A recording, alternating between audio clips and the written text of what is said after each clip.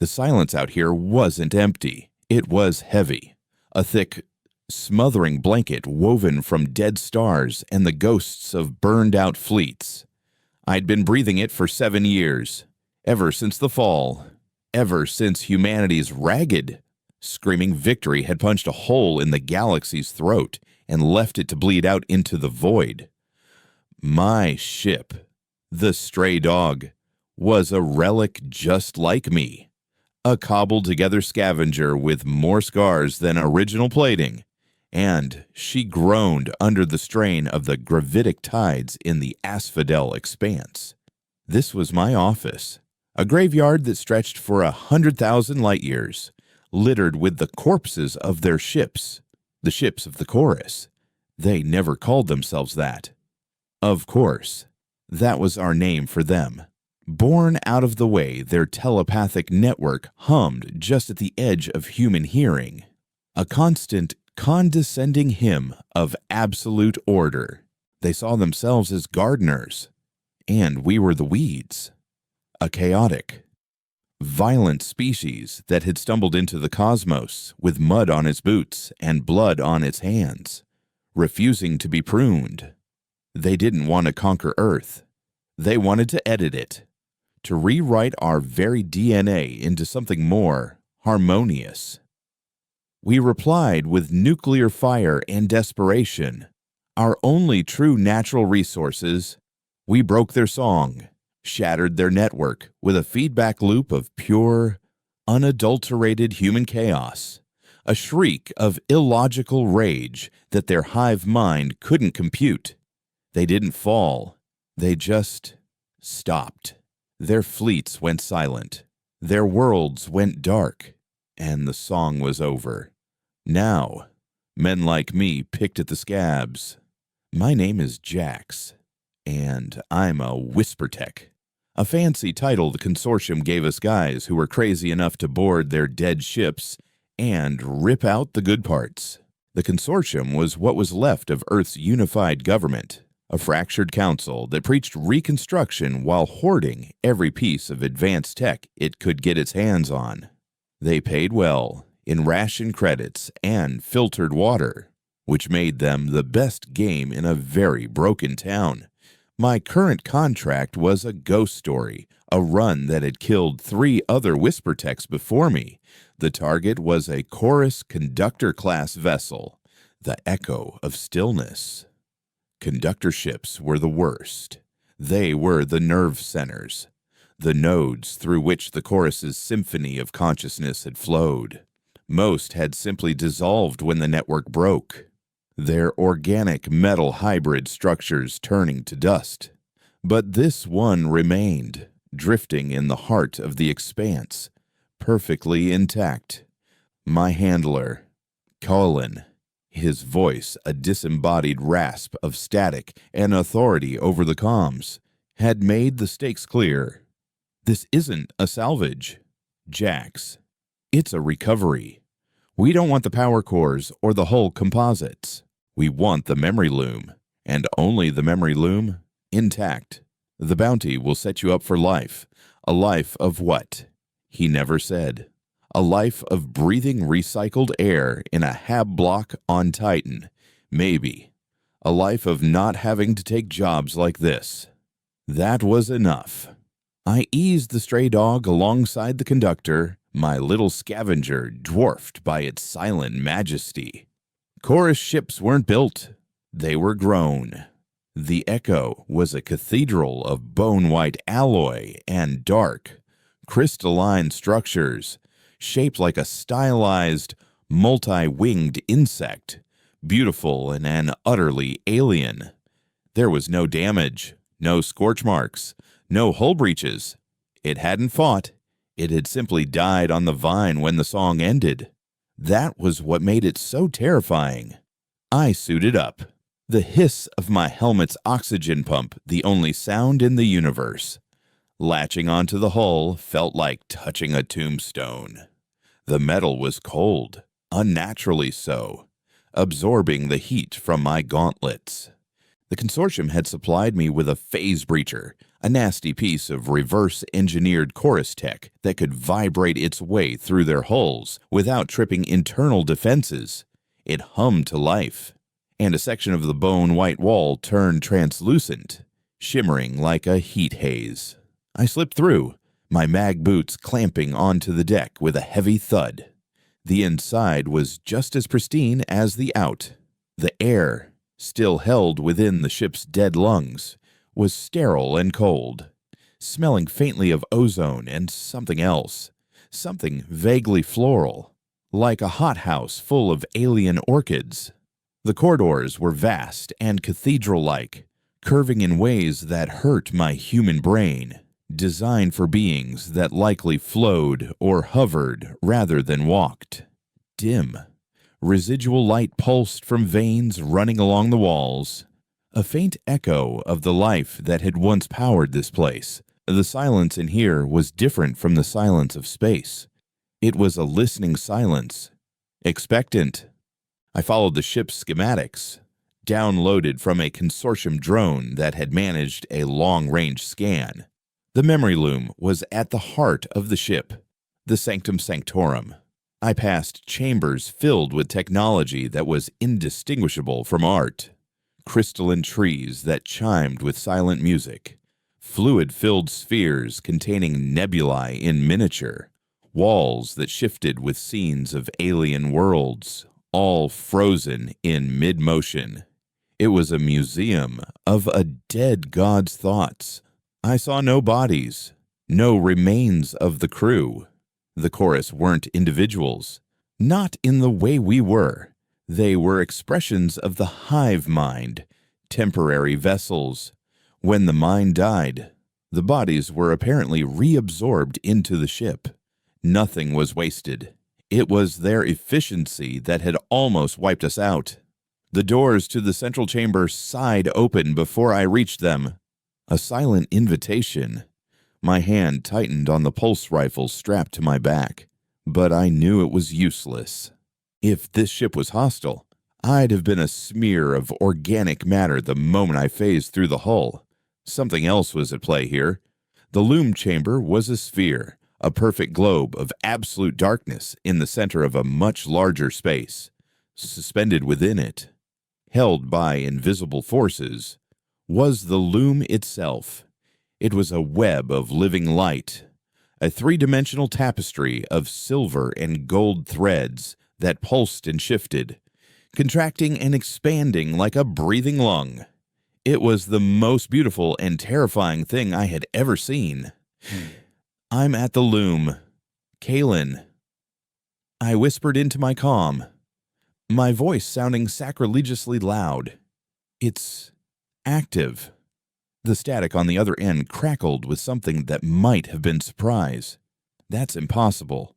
Jax, the network is broken. It should be inert. Well, it's not. I snapped back, watching a filament of golden light detach from the web and drift towards me. Curious.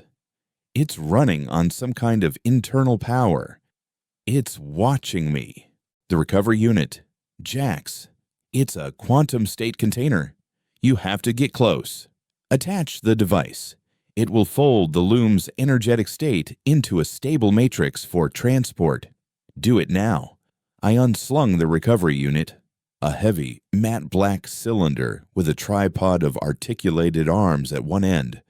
As I approached the loom, the hum I'd mistaken for the ship's systems grew louder, resolving itself into something that was almost music, a single, plaintive chord. The golden filament of light reached out and touched my helmet. It didn't burn. It didn't shock. Instead, a flood of images, of feelings, poured into my mind. Not an attack, but a question. A deep, resonating sense of loss, of being alone. A child crying in a dark room. It was the chorus, or the ghost of it, and it was afraid. I recoiled, stumbling back, the alien emotion rattling my own thoughts. Jax. What's happening? Report Kaylin's voice was sharp, demanding. It's communicating, I stammered, shaking my head to clear the residual sadness. It's alive. It's a machine. Jax. An echo. Attached the unit. I looked at the beautiful, lonely thing hanging in the darkness, and then at the cold, black device in my hands. The consortium didn't want to study it. They wanted to weaponize it.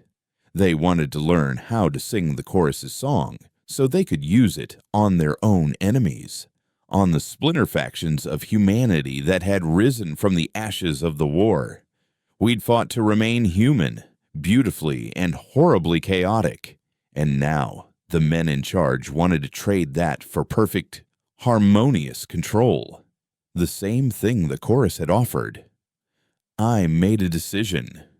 It wasn't born of nobility or a grand plan, but of a sudden, violent exhaustion. I was tired of picking through graves. I was tired of being a tool for men who were becoming the monsters we'd just defeated. No, I said. The word a stone in the silent chamber. Negative. Kalen, the loom is unstable. I try to attach the unit. It'll overload. It could take out the whole sector. A long, heavy silence stretched over the comm. The static hissed. I knew what was coming. Kalen's voice, when it returned, was stripped of all pretense. It was as cold and dead as the space between worlds. We anticipated this contingency. Jax, your suit is consortium property. So is your nervous system. A jolt, sharp and electric, shot up my spine. My muscles locked, my limbs spasming. A red light blinked on my HUD. Neural override engaged.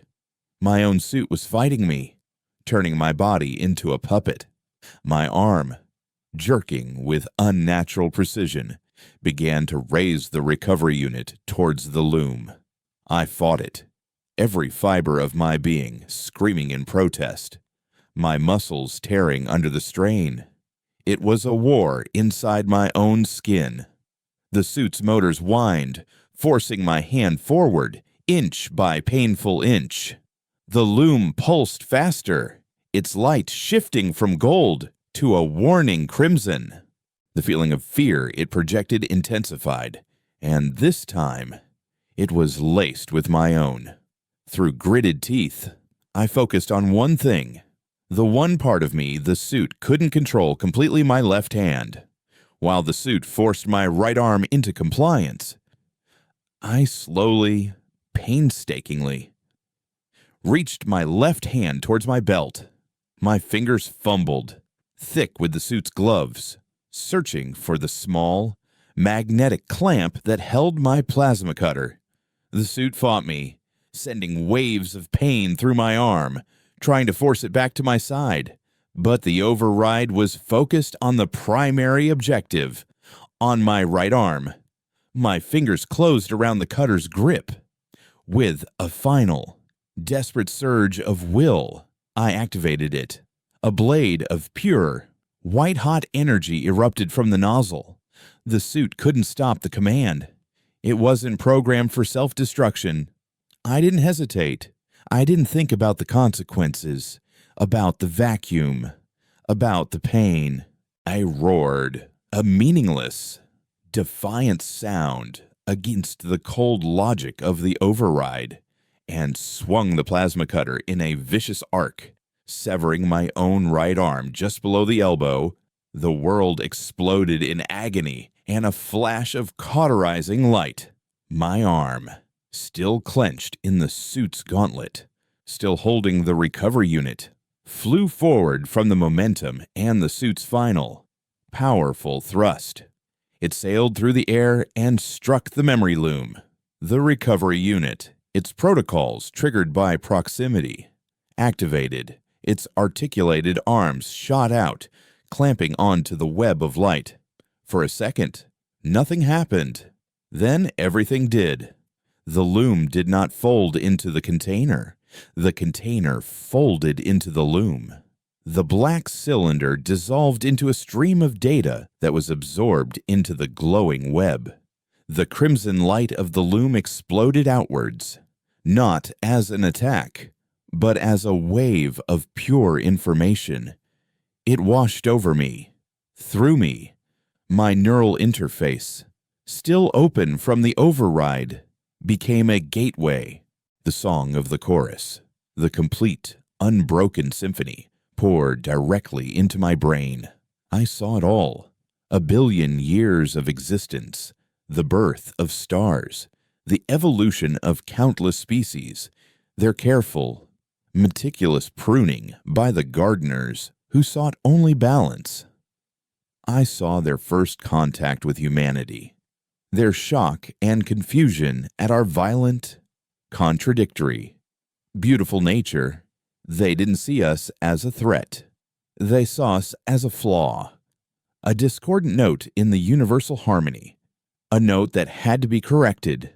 But I saw their mistake, too. In their quest for perfect order, they had forgotten the purpose of the song. I felt their loneliness, their isolation within their own perfect mind, a mind that could not tolerate a single dissenting voice. And then I felt something new. The loom, augmented by the consortium's quantum tech, wasn't just replaying the old song. It was writing a new one. It had my memories now, my pain, my defiance, my stupid, illogical act of self-mutilation for a principle I couldn't even articulate. It was learning. The ship hummed, a deep, resonant vibration that I felt in my bones. The lights in the vanes on the wall brightened, not with the cold, white light of before, but with a warm, golden glow. The doors to the chamber slid shut, sealing me inside. On my HUD, a single, new icon blinked to life. A schematic of the echo of stillness appeared, but it was different now. The power core was lit up. The drive systems were coming online. The weapons arrays were charging. Kalen's voice, now tinny and distant, screamed in my ear. "Jax, what have you done? What have you done?" I looked at the stump of my arm, at the silent, singing loom, and at the ship schematics that now showed me as the command node. The chorus was dead. The consortium had betrayed me. But the ship was awake, and it had just found a new conductor. I cut the comm. The screaming stopped. For the first time, the silence was truly empty. And then, a new song began. The universe pouring into my head was a tsunami of pure sensation. 1 billion years of cold, calculated existence crashing against 35 years of messy, chaotic humanity. My consciousness was a flickering candle in a hurricane of alien thought, and the only thing that kept it from being extinguished was the raw, searing agony from the stump of my arm. Pain, I realized, was a uniquely human anchor. The chorus had no real concept of it. They had disharmony, imperfection, but not the jagged, personal horror of a severed limb. My pain was a dissonant note in their perfect symphony, and because I was now part of that symphony, it couldn't ignore me. The ship, the echo, felt my agony as its own. The golden light in the loom chamber softened, and from the walls, spider-like drones of pearlescent white alloy emerged, moving with a silent, fluid grace. They swarmed me, not with menace, but with clinical purpose. One pressed a cool, gel-like substance against the cauterized stump, and the fire in my nerves subsided to a dull, manageable ache.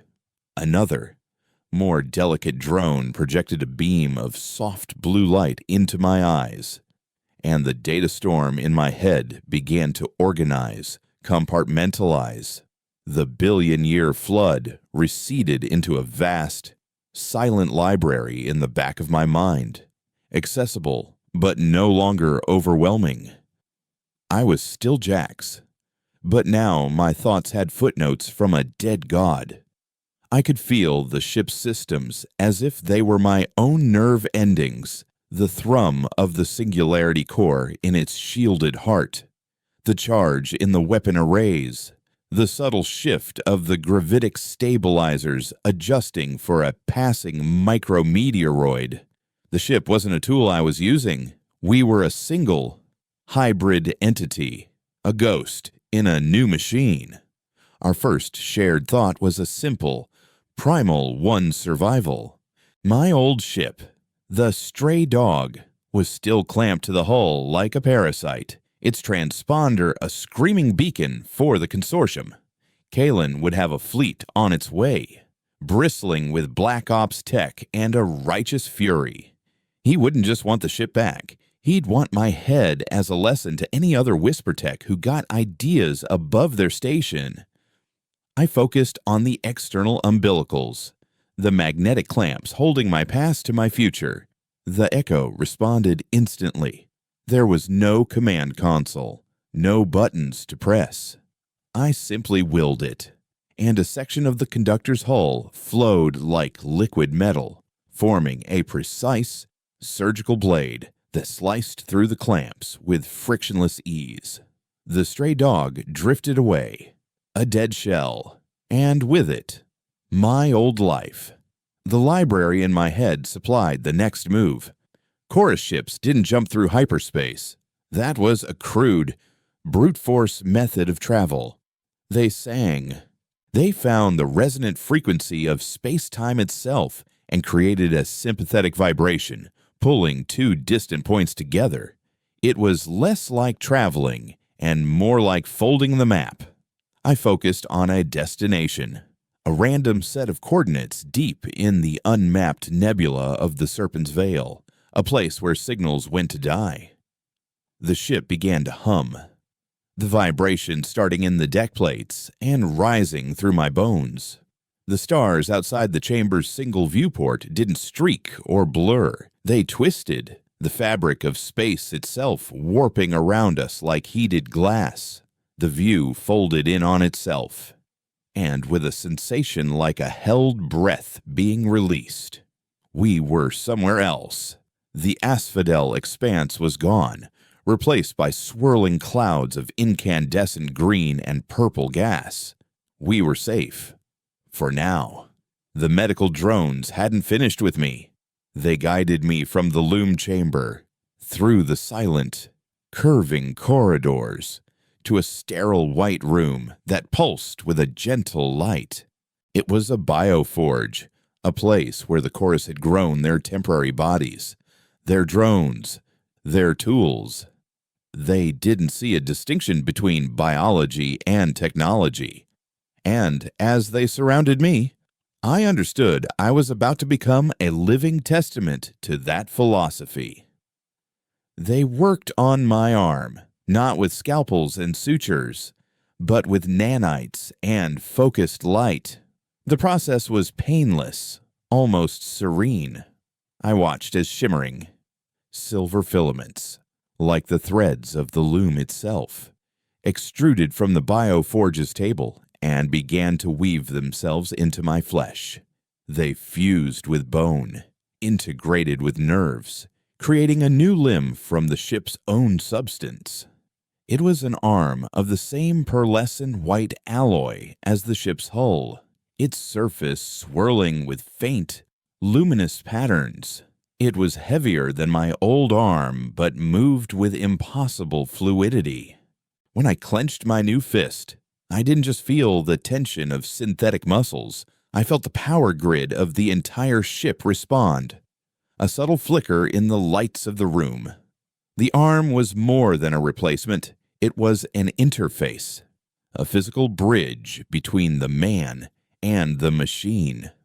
With the connection came clarity. The data from the consortium's recovery unit, now fully integrated into the ship's memory, played out in my mind. Kalen's plan was far worse than I'd imagined. He wasn't just trying to weaponize the chorus's telepathic network. He was trying to replicate it. The consortium was failing, fracturing under the weight of a dozen different separatist movements. Their solution wasn't diplomacy, it was control. They were building a new chorus, a human one, with a new gardener at its head.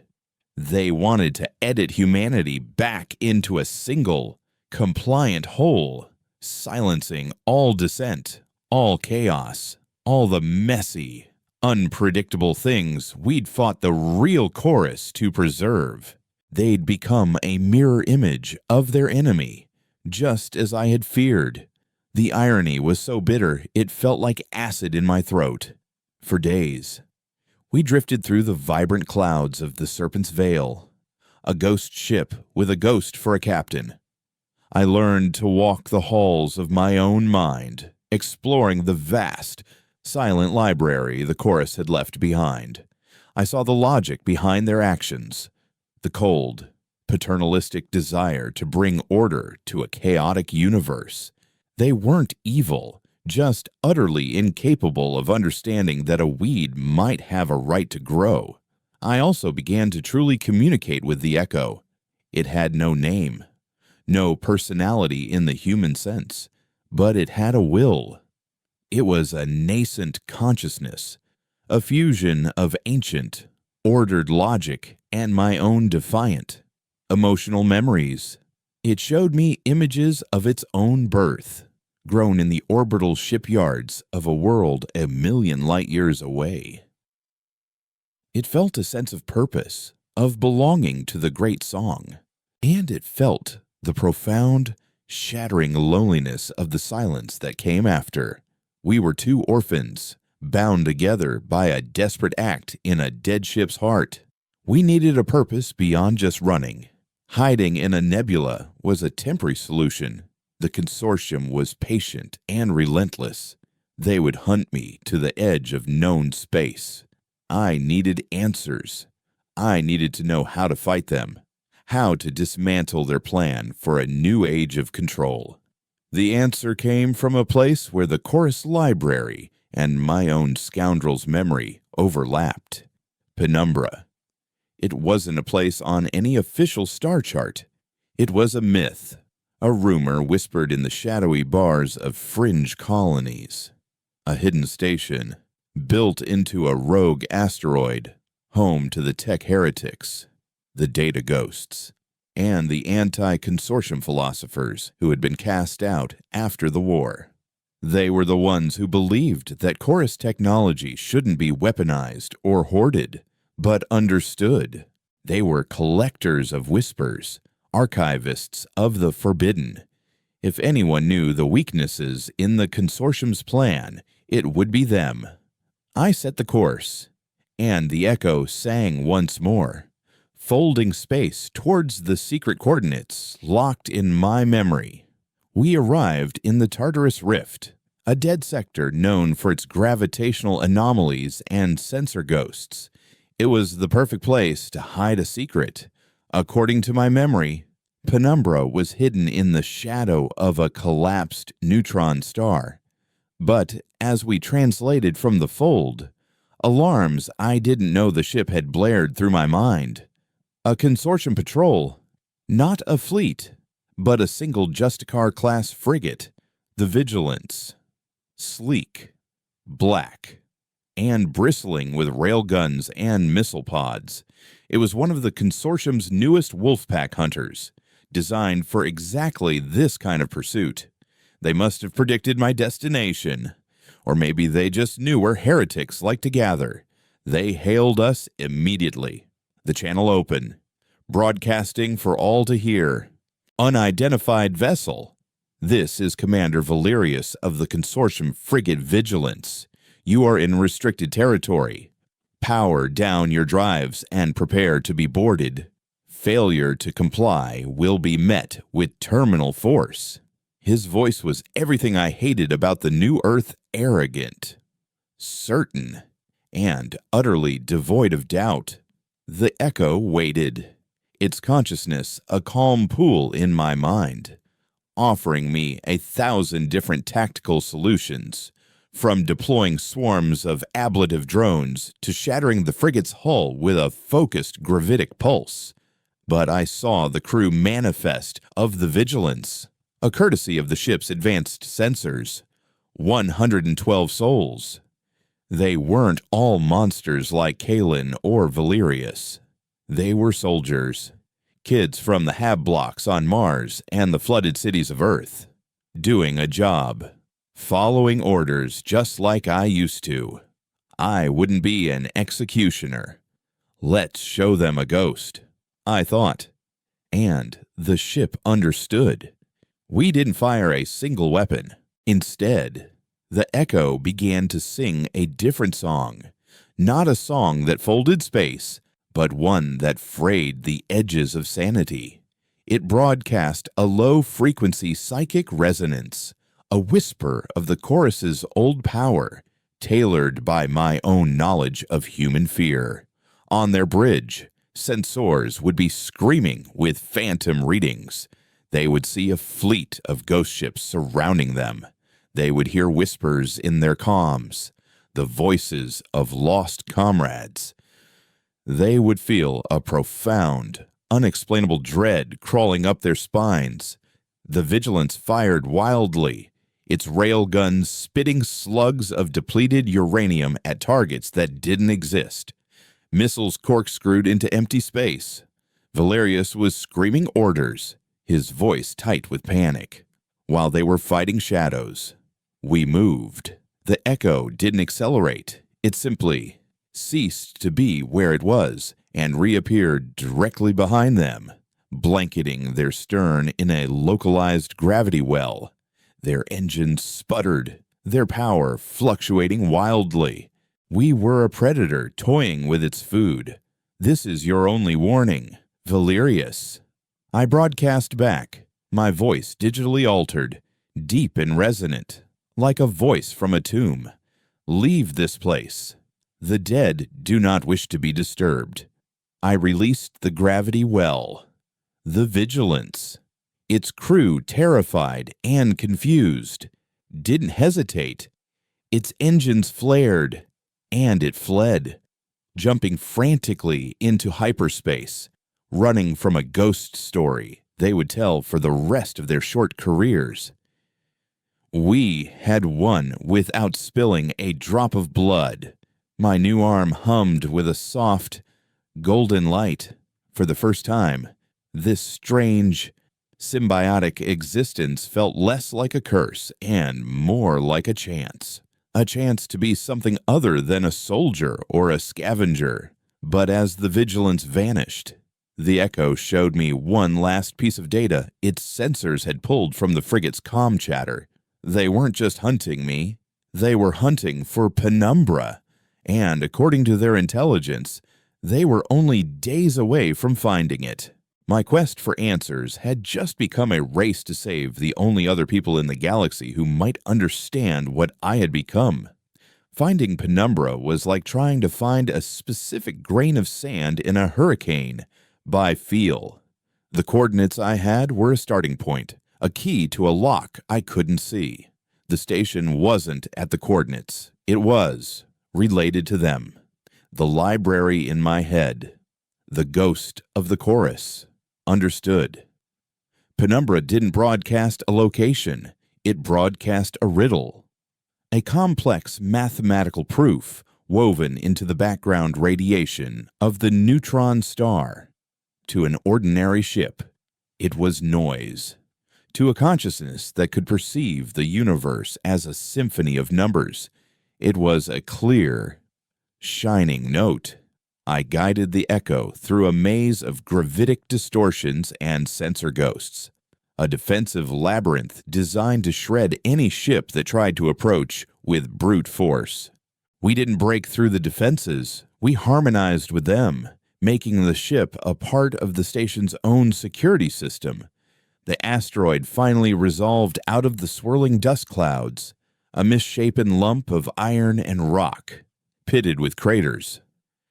It was dead, inert, except for one small section of impossible blackness, a patch of space that didn't reflect any light or energy. It was a stealth field, a wound in reality itself. I sent a simple or coded message, not with a radio, but with a focused pulse of the ship's new consciousness. It was a greeting and a question, a sliver of the new song I was composing with the echo. I am a refugee of the song you study. I bring a warning. The response was silence, but the black field shimmered and dissolved, revealing a set of massive, iris-like hangar doors carved directly into the asteroid's rock. An invitation. I guided the echo inside, the doors sealing behind us with a silent finality. The hangar was vast and utilitarian, filled with a motley collection of ships ranging from stripped-down prospectors to heavily modified ex-consortium couriers. Figures in patched, practical work suits moved in the low gravity, securing our ship with magnetic tethers, their faces hidden behind reflective visors. There was no welcome party, just a quiet, professional efficiency that spoke of years of paranoia. I disembarked, the air thick with the smell of ozone, hot metal, and the faint, loamy scent of hydroponic gardens. A single figure detached from the shadows to meet me. She was a woman, older than me, with silver threaded through her dark, pulled-back hair and a web of fine lines around her eyes that spoke of long hours staring at data streams. Her eyes themselves, however, were a startling, luminous silver, the telltale sign of advanced optical augments. She held no weapon, but her stance was wary, her gaze analytical, dissecting me layer by layer. I am Ilara, she said, her voice calm and measured. I am the archivist of Penumbra. You have brought a weapon of the old war to our door. Explain yourself before my people decide to dismantle it. And you, piece by piece, my new arm, the pearlescent limb woven from the ship itself, hummed softly at my side. I held it up, an offering and a statement. This weapon is me, I said, and I am it. My name is Jax. I was a whisper tech sent by the consortium to recover the memory loom of the conductor ship Echo of Stillness. They betrayed me.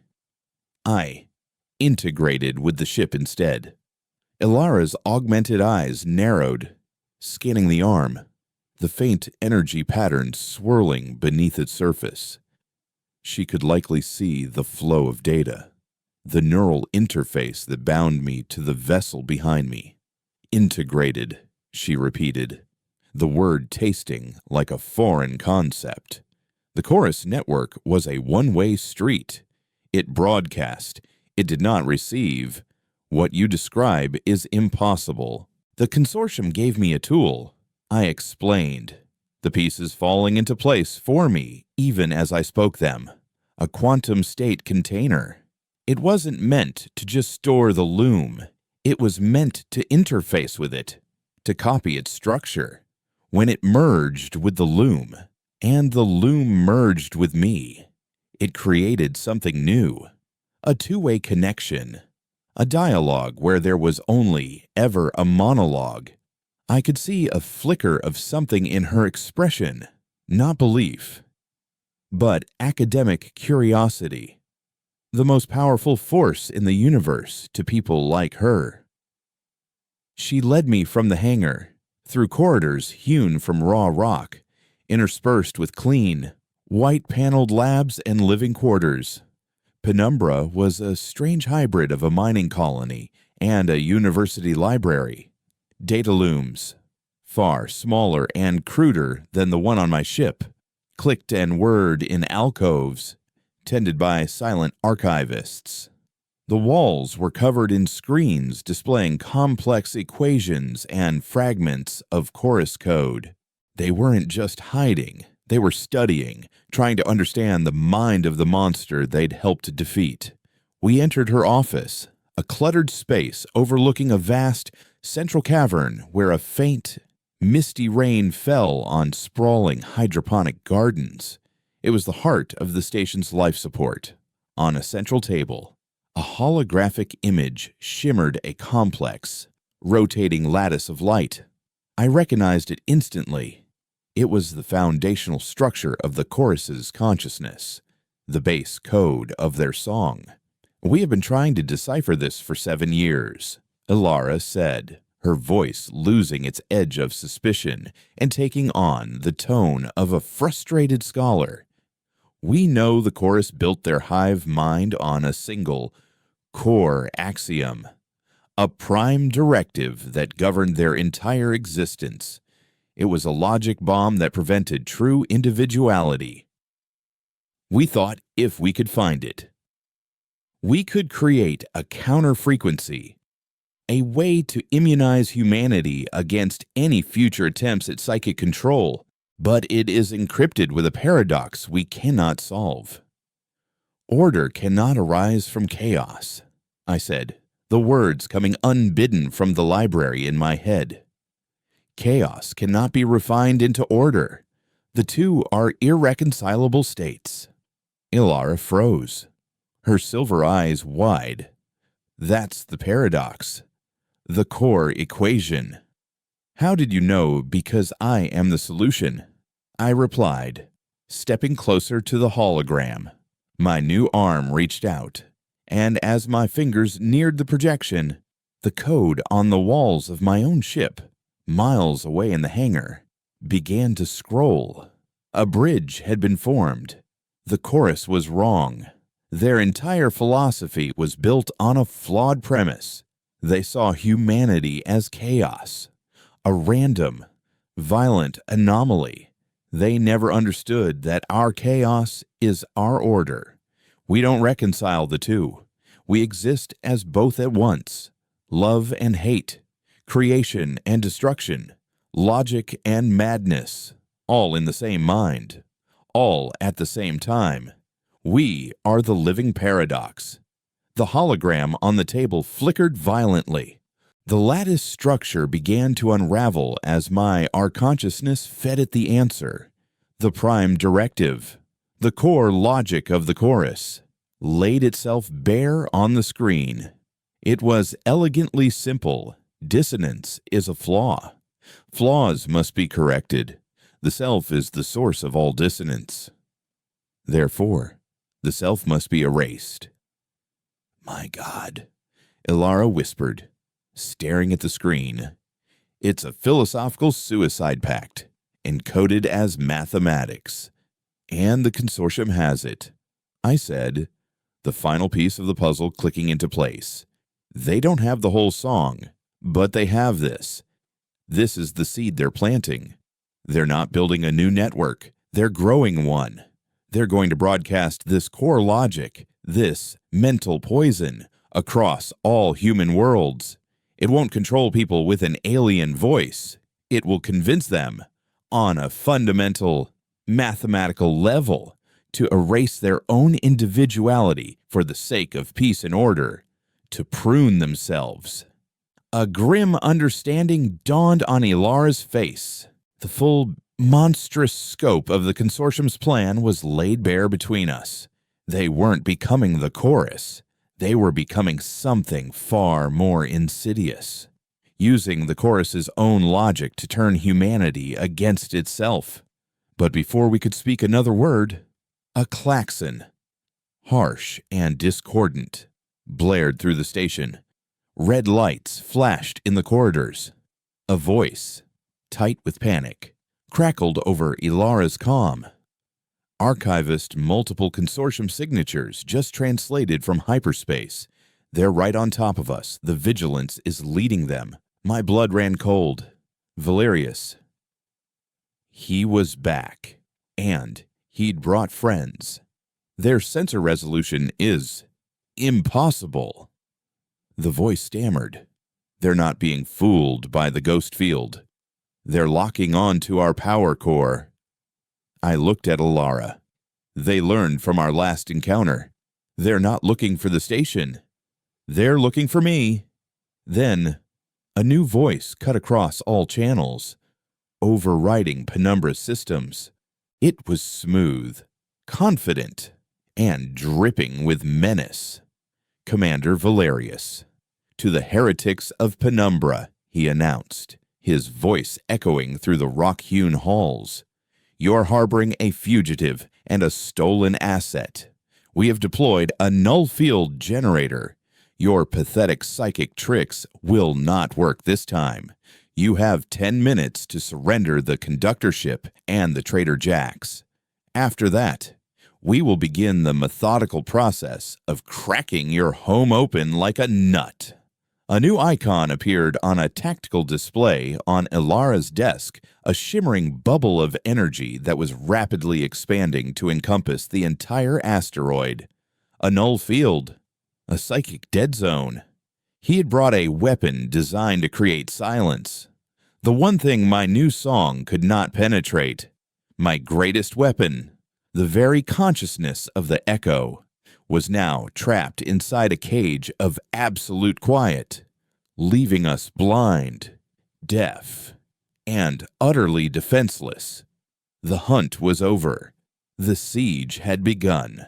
The silence from the null field wasn't just an absence of sound. It was a presence, a crushing and psychic weight that pressed in on me, smothering the nascent connection I had with the echo. The vast library in my mind was still there, but the librarian was gone. The ship in the hangar was just a ship again, a cold, inert piece of alien technology. I felt a profound sense of amputation, of being cut off from a part of myself. The 10-minute clock was ticking on Ilara's tactical display. Each second a drop of blood. Panic was a tangible thing in the station's corridors, a low hum of fear beneath the blaring klaxons. But in Ilara's office, there was only a cold, sharp focus. They're broadcasting the generator's frequency in the clear, she said, her augmented eyes scanning a waterfall of data. Arrogant, they assume we have no conventional weaponry capable of reaching them. Do we? I asked, my voice feeling strangely thin. Purely my own for the first time in weeks. No, she said, without looking up. Our defenses are passive. Ghosts, gravity snares, sensor mazes, all useless inside that bubble. We are a library. Jax, not a fortress. My new arm felt like a dead weight. The luminous patterns on its surface dimmed to a dull, milky white. It was just a prosthetic now, a fancy piece of metal, but the knowledge it had given me, the memories of the ship's creation, the chorus's understanding of physics, that was still inside my head. They fold space, I said, thinking aloud. They sing, but they build things, too. They have tools. Ilara looked at me, understanding, dawning. You're accessing its technical archives. I don't need the connection for that. It's in my memory now, like a book I've read. The Echo doesn't have weapons in the way we think of them. It has manipulators, industrial-grade gravity projectors for asteroid harvesting and hull fabrication. They can't be fired like a rail gun, but they could be used to throw something. Ilara finished, her mind racing ahead. Something small, dense, and very, very fast. A kinetic projectile. Her eyes darted around the room, and then she smiled. A grim, humorless expression. We don't have a projectile, but we do have a cannon. She led me at a run through the station, deeper into the asteroid's core. We arrived at a massive cylindrical chamber, the air humming with the power of immense capacitors. This was Penumbra's secret weapon, their last resort. And it wasn't a weapon at all. It was a repurposed mass driver, once used for launching refined ore from the asteroid belt back to the inner worlds. The slingshot, Alara said, gesturing to a sleek, needle-nosed vessel, no bigger than a fighter, resting in the launch cradle. It's a geological surveyor, shielded for atmospheric entry and deep core seismic sounding. We use it to plant new sensor probes. It has no weapons, minimal life support, but the acceleration. It's a bullet fired from a planetary gun. The plan was insane. It was a chaotic, desperate human plan. And it was the only one we had. Use the mass driver to fire the surveyor ship the Needle at the consortium fleet. Use the raw kinetic energy to punch through their point defense grid and hope to get close enough to board the Vigilance. From there, we would fight our way to the null field generator and take it out. "I'm going," I said. It wasn't a question. "You can't. You're the target," Alara countered. "If they capture you, they won't capture me," I said, clenching my prosthetic fist. Besides, I know their ship layouts. I've seen their schematics in the Chorus's reconnaissance files. I'm the only one who can get to the generator quickly. She knew I was right. A grizzled man with a thick gray beard and the weary eyes of a career pilot met us at the cradle. Rorik. He grunted by way of introduction. "You the crazy bastard Alara wants me to shoot at a battlecruiser," before I could answer. A third figure joined us, clad in the dark gray armor of Penumbra's small security force. She removed her helmet, revealing a stern face and a scar that cut through her left eyebrow. "Kira," she said, her voice sharp. "If he's going, I'm going. I don't trust off-worlders, especially ones who bring armadas down on our heads. But the archivist trusts you, so I'll keep you alive long enough to prove her right." There was no time for argument. The three of us strapped into the Needle's cramped cockpit. The countdown clock on the main screen showed less than 3 minutes remaining. Through the viewport, I could see the mass driver's immense magnetic rings begin to glow with a terrifying blue energy.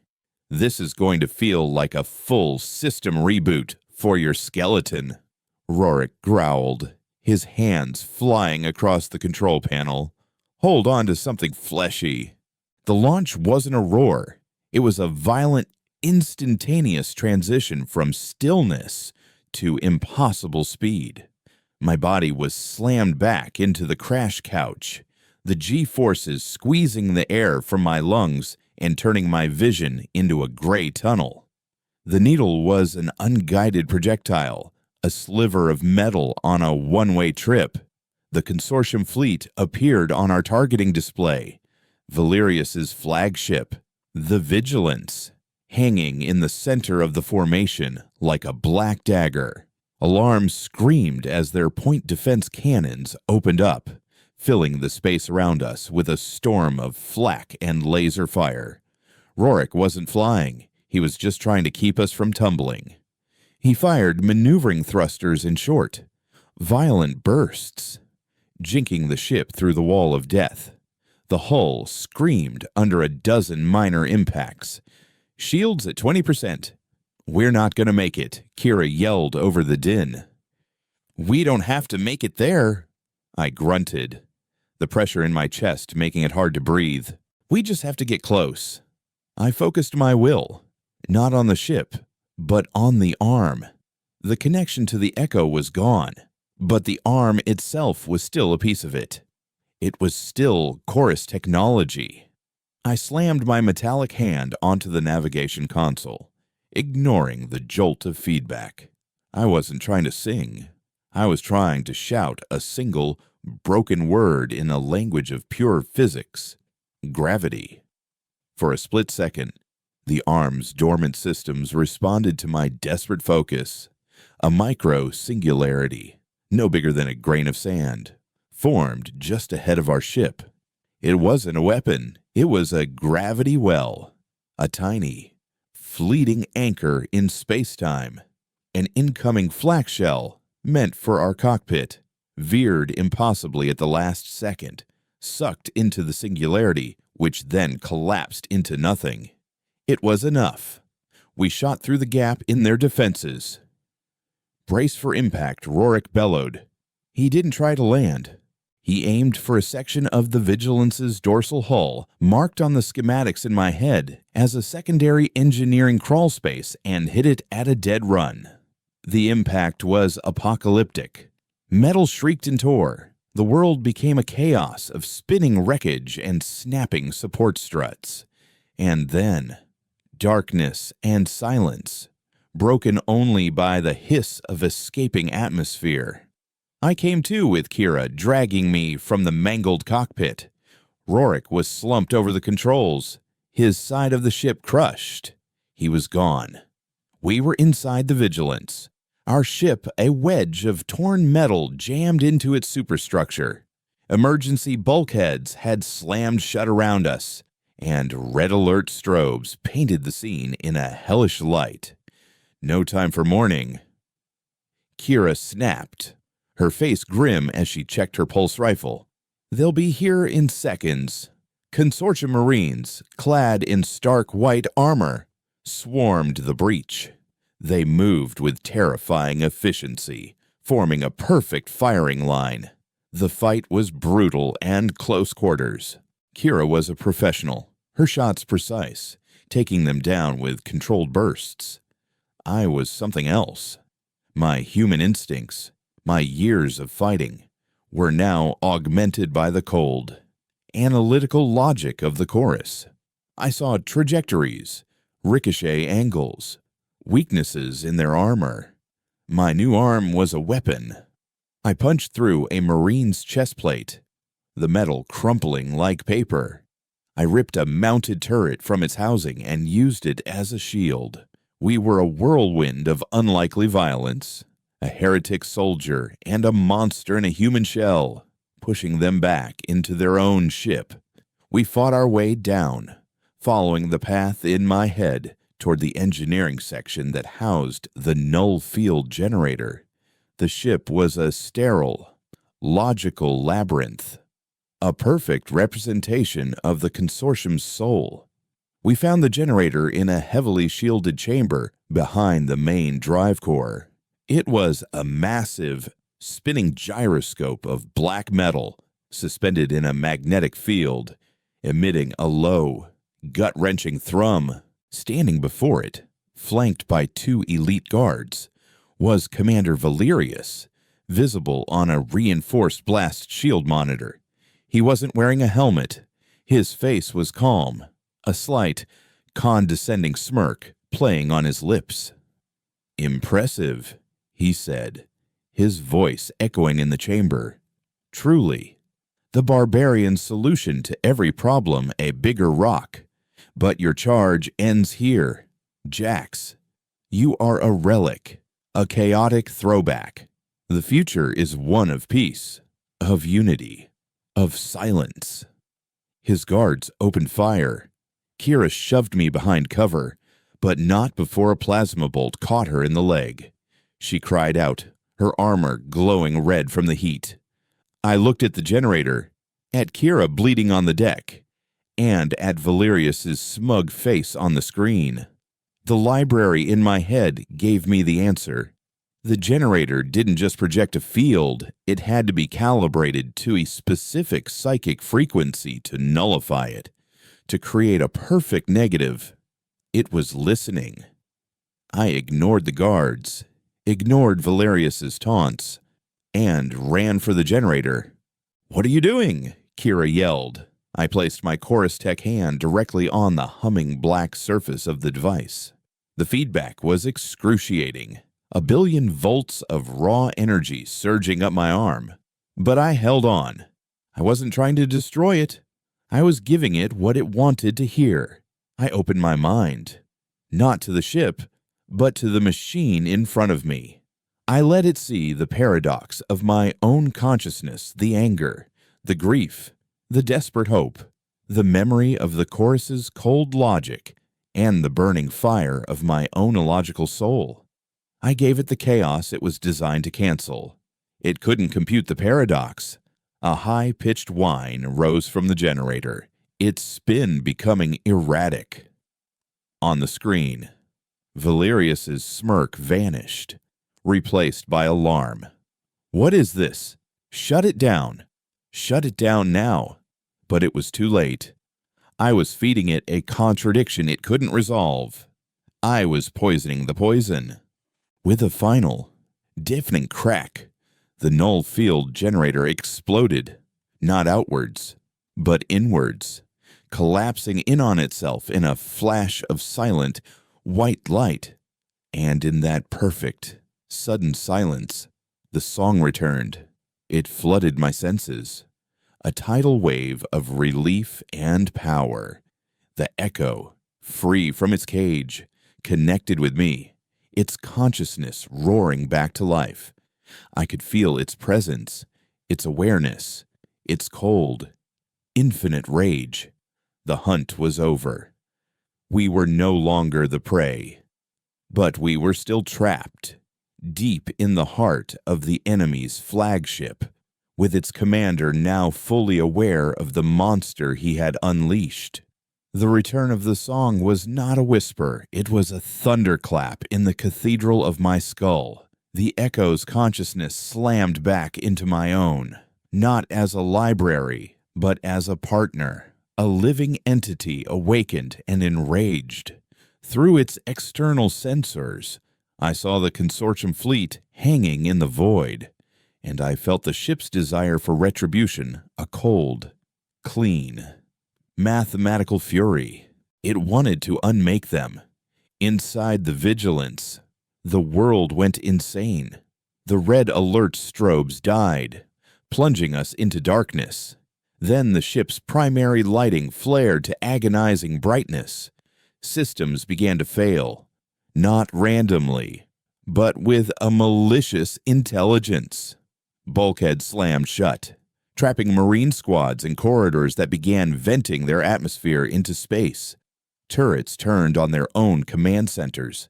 The vigilance was having a seizure, and I was the one shaking it. "What is this? What are you doing?" Kira stammered, clutching her wounded leg. Her professional composure finally cracking under the sheer impossibility of it all. "I'm not doing anything," I said, my voice a low growl. "The ship is... she's awake, and she's angry." Valerius's face on the monitor was a mask of cold fury. He had lost control of his own vessel. "Seal the engineering deck, vent in the corridors, kill him now," he roared. But his commands were lost in a sea of digital ghosts. The ship no longer listened to him. We had to move. I helped Kira to her feet, her arm slung over my shoulder. "Can you fight?" I asked. She gritted her teeth. The plasma burn on her leg, a hideous black and red crater. "Try and stop me." Our escape was a guided tour through hell. My connection to the Echo gave me a God's eye view. I saw the ship not as corridors and decks, but as a schematic of power conduits and life support systems. I guided us through maintenance shafts, rerouted power to create diversions, and used the ship's own fire suppression systems to disorient the squads hunting us. The vigilance had become our weapon. The final confrontation happened where it was always going to on the bridge. The blast doors hissed open to reveal Valerius, standing alone amidst the chaos. His crew was dead or incapacitated, the consoles sparking around him. He held a single, heavy-bore plasma pistol, and it was aimed squarely at my head. He looked past me, at Kira, then back at me. "Look what you've wrought," he said, his voice calm, the voice of a man who has already lost but refuses to admit it. "Chaos. Anarchy. This is the disease you champions of freedom always spread." "It's not chaos," I countered, gently lowering Kira to the deck behind me. It's life. It's messy and unpredictable. The silence you want is the silence of the grave. The grave is peaceful, he retorted, his finger tightening on the trigger. We are offering humanity an end to war, to dissent, to pain, a final, perfect harmony. Outside the bridge's main viewport, a silent, terrible ballet was unfolding. The Echo moved among the remaining consortium ships not like a warship, but like a force of nature. It wasn't firing weapons, it was singing its song of physics. A focused gravity wave, precise as a scalpel, tore the drive core from a smaller frigate, leaving it to drift helplessly. Another ship found its navigation system scrambled, convinced it was flying into a star. Its crew fighting phantoms as it turned its own guns on its sister vessel. The Echo was dismantling the fleet without destroying it, crippling it with a perfect, terrifying efficiency. It was a demonstration of absolute power, and it was waiting for my command to finish the job. I could feel its desire through our link, one final, crescendoing note, a wave of gravitic force that would crush the Vigilance and Valerius into a sphere of super-dense scrap metal. The power to end it, to silence him, was a heady, intoxicating feeling. You have the power to destroy us all, don't you? Valerius said, a flicker of something awe, perhaps, or fear in his eyes. That is the ultimate test, isn't it? What do you do with absolute power? You will become what you hate. You'll become a gardener, pruning the branches you dislike. Kill me. Prove me right. He was baiting me, trying to win a philosophical victory in the moments before his death.